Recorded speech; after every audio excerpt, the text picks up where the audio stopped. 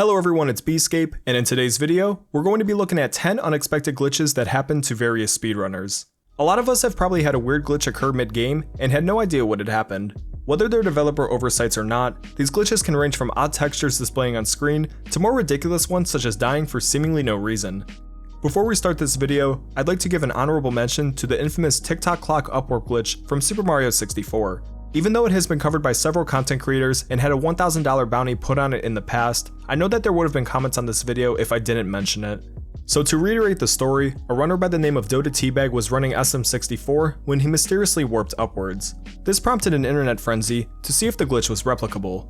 DotaTeabag stated that he often tilted his cartridge weird ways in order to get the game to start. If he had the cartridge pressed down, sometimes it wouldn't start, but if he pulled it up on one side ever so slightly, it would start just fine. Although this is the definition of a cartridge tilt, it said that this glitch was either caused due to a console hardware malfunction or a random bit getting flipped because of cosmic rays. No, seriously, this is a possibility. Anyways, with that out of the way, let's get started, and I hope you all enjoy. First on the list is Halo 1. ChronosReturns was on a very good paced run, up until some odd collision ruined everything. That was not gonna work. That's not supposed to work. How did that work? Let's take care of the next pulse generator. What? So, What? What the f— So in the level 2 Betrayals, the objective is to disable 3 pulse generators located on the map. After navigating through some difficult sections in the level, the strategy is to use a rocket launcher to flip the ghost vehicle towards your character, as this saves time compared to walking towards it to flip it manually. Normally this isn't a problem, as you can see in Kronos' personal best run. He uses the rocket launcher, flips the ghost, and is able to jump right into it. Usually after this section, it's smooth sailing to complete the run. But what's interesting about this game is that if a vehicle or turret moves at a small speed and hits you, it will instant kill you no matter how much health you have. In the case of this clip, the ghost vehicle moves at a speed much slower compared to what can actually kill you. It's an odd circumstance, but we all know that games like to mess with speedrunners, so instead of Kronos being able to ride the ghost to the second generator in the level, he dies and loses a run that could have been in the top 3 times.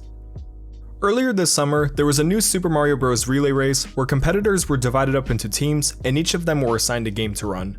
During the very first game in the lineup, New Super Mario Bros. DS, something odd happened. Potentially taking the lead. Oh, Pidgey. Oh, Pidgey no. trying to be too swag. What? What Oh just my happened? God. What? I What don't even just happened? Alright, so let's break down this clip. The trick in this specific level is to do something called a death warp, which involves skipping ahead of the snake blocks, grabbing a checkpoint, and dying. On screen is an example of this done correctly, and it can save about 7 seconds. In the case of the runner PidgeyProwler, he accidentally jumped earlier than intended, ultimately ruining his chances of time save. However, there's a backup strategy that would save around a second or two, which involves getting back onto the snake blocks from the spikes. Unfortunately, he misses his wall kick, which sends him sliding down the blocks that would soon lead to his death due to the spikes being underneath Luigi. But for an unexplained reason, he dies because of the snake blocks. Under any other circumstances, the snake blocks have absolutely no hitboxes on them that would cause your character to take damage. In the entire history of this game, this is the first time that this has happened to anybody. What? Oh my god. How did he die? How? Next up is Jack 1. In the level Lava Tube, you ride on a zoomer and navigate through a fiery environment in order to reach the game's final level, Golemaya's Citadel. It's a pretty straightforward level, unless this happens.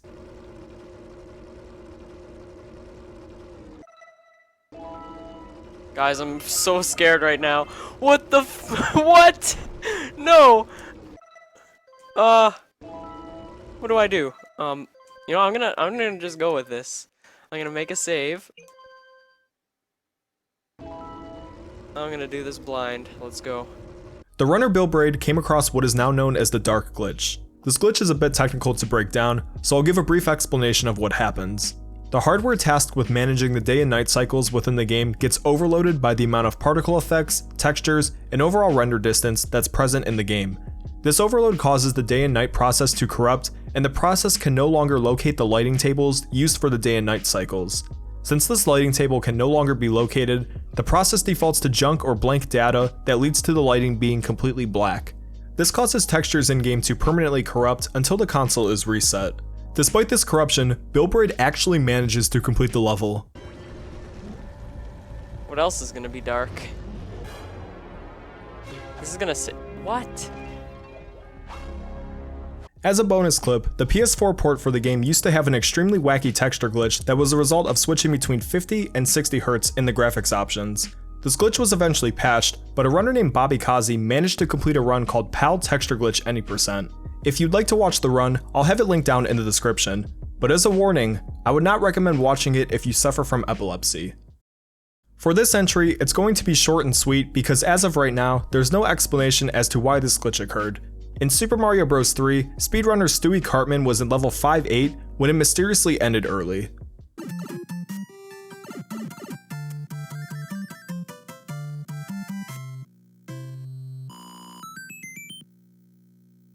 If we compare how levels are normally supposed to end versus this clip, you can see that this glitch actually saves time. This glitch could be huge if it can be replicated on any level, but for now, it remains unsolved. In Castlevania 64, there's a bizarre glitch that occurs if your cartridge tilts. Although unexpected glitches can occur on any console that uses cartridges such as the N64, this one is particularly funny to watch. Remastered was revealed. I think it was. What? That was right by Extra's neck of the woods. Yeah. What is happening? You went there, Extra? Not to PAX, but I've been to the Penny Arcade. The runner KomradeKontroll was warming up for run attempts when the character carry started to float upwards. For some reason in both Castlevania 64 and Castlevania Legacy of Darkness, if the cartridge tilts slightly, the result is typically an infinite jump. Your character flies upwards to the point where it's likely the game cannot recognize where on the Y-axis you're on, which will lead to a game crash. Komrade shared that his console is modded to play Japanese cards, which is why his games would often tilt. This glitch can be reproduced on other consoles, but it's absurd that a simple jump would cause you to fly. For real, I mean, we all do choose at least one. Oh, I came back. It's cool.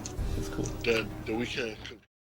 The Super Mario World community is always finding weird glitches that make no sense. An example would be this pipe clip that was performed accidentally and was also frame perfect. Full-time streamer, but you're like not small enough. No. So somebody told me that's. The speedrunner Truman runs up a pipe and ducks as Mario approaches the top. As a visual, this is where Mario's hitbox is while wall running. If you perform a duck frame perfect at the top of the pipe, the wall run is cancelled and will put Mario into this hitbox. This results him clipping inside, and since being inside a wall naturally pushes you to the left, it will cause a death since you're stuck in a wall. The funny thing is that a taster for the game named Kaizoman found this exact same glitch a day before Truman, and Truman hadn't seen the glitch until he performed it accidentally. I gotta highlight that. Wait, that was just found?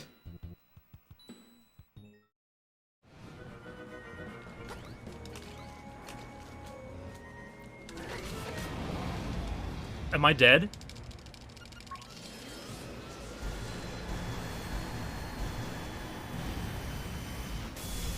Am I dead? Am I dead? Am I dead? Am I dead? Am I dead?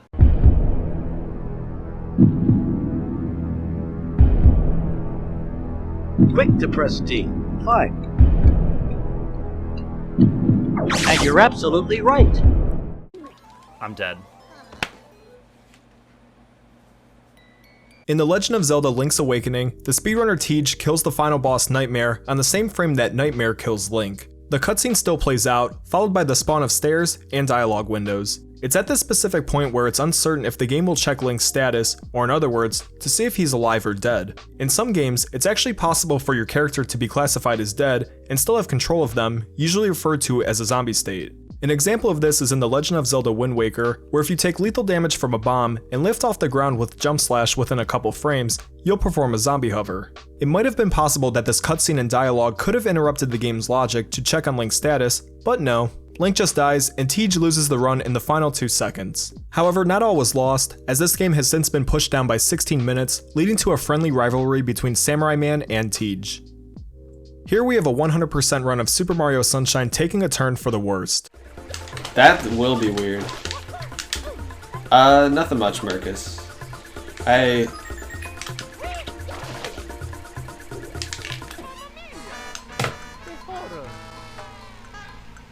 Switchmaster64 was halfway to completing the Piana 8 red coins when some angry bees knocked him into a tree. Seriously, bees. The spot just happens to be a small portion that Mario can clip into. The reason that Switchmaster died from this tree clip was because of an out-of-bounds floor below the normal ground area that most levels have, including Piana Village. If you spend too long out of bounds, Mario dies. It's likely that this is a failsafe Sunshine developers put into the game so people don't get soft-locked. In some levels, the out-of-bounds area can save time, but to survive, you need to jump repeatedly. However, Switchmaster was unable to do so, since Mario had bonked thanks to the bees. That is the most bullshit thing that has ever happened to me. Ever. In the second game of the Spyro Reignited trilogy, EZScape lost a lot of time to the boss Gulp during one of his runs, so he went back to practice the fight. After Gulp slammed the ground to consume an item, his hitbox hit a barrel, which changed the physics property of it. Hey, thanks. Whoa. It's like a football. Alright. Let's play. Come here. Come on. You want some of this? What? No, don't take it. What? That was mine.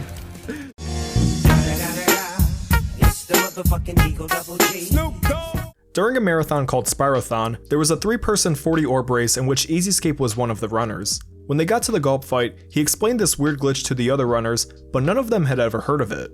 This glitch actually happened to EZScape during the marathon, but he didn't have enough time to mess around with it. Be like, hey, I got Look, I got bouncy barrel. It literally happened. It just happened. Oh? It just happened right in front of me as we just got done talking about it. That's fantastic. Before we move on to the last entry, I do have an additional honorable mention, and it comes from The Legend of Zelda Ocarina of Time. This clip pretty much explains itself, but there is new information as to why this happens, and I'll cover it afterwards. A critical wiggle is when you have critical health, which is when the hearts are beeping and the camera zooms in. Every once in a while, you'll just be walking around and Link, like, you'll just hold straight forward or whatever, and Link will do like some stutter step in a different direction for one frame. And it's not really a problem unless you happen to like roll on that frame, because then you're like locked into that weird direction for the entirety of the roll. Like that! Oh, holy shit, it happened! I swear to fucking God that's never happened here before. Can you please clip that?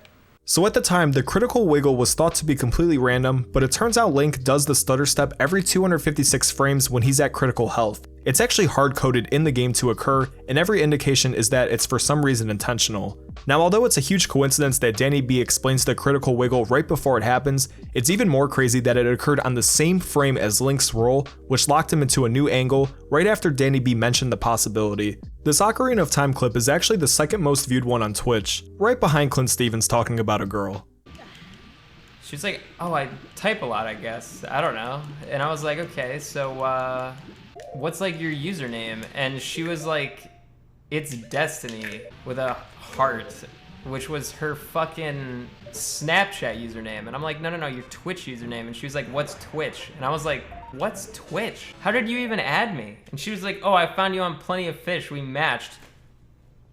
I was like, I don't have a Plenty of Fish. And then everything started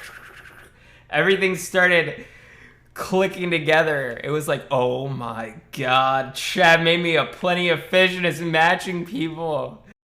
Last on the list is SpongeBob SquarePants Battle for Bikini Bottom. On the GameCube and PS2 versions, there's this odd glitch that can be performed with Sandy. She has access to these Texas-shaped hooks that are referred to as Texas swingers. They're normally used to reach far distances that are otherwise unreachable from her lasso glide. If you let go of a swinger, you can just grab it again. However, if you stay right in the center of the swinger and constantly grab it, you basically explode. If you try to recreate this glitch on the original Xbox, you get a much crazier result. Two runners, the Hunter Hack and RubberToes64, stumbled across this Sandy explosion video and tried to recreate it. Yeah, because when I did it, the shadow was still the same. So like fucking texture was fucked. I got it! Oh! Dude, okay, I got it! Let's go. Let's go. Okay. Can you activate the taxi pad? Ooh, okay. Moment of truth. Moment of truth. Is SpongeBob gonna be Paper SpongeBob? Hype? Do I do it? Do it! No, do it, do it. Oh! What the Oh fuck? my god, let's go. What the fuck? Let's go. What the fuck?